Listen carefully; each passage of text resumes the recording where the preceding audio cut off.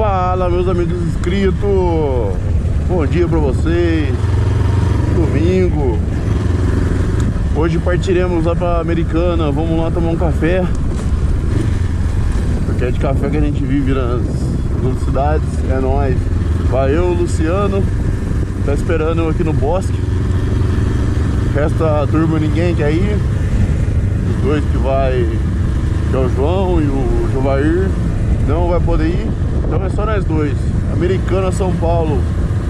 Vamos fazer umas tomadas no meio do trajeto aí. E é nóis.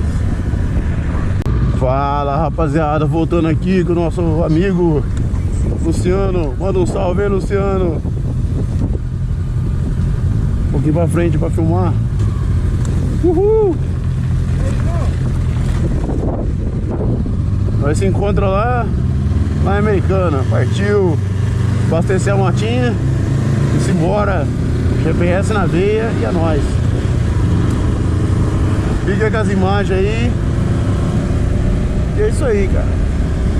Ó, o dia tá limpinho hoje, cara. Hoje tá bom pra andar de moto, hein? Tá frio agora cedo aqui. Aqui na cidade nossa, aqui Água da Prata, aqui é frio.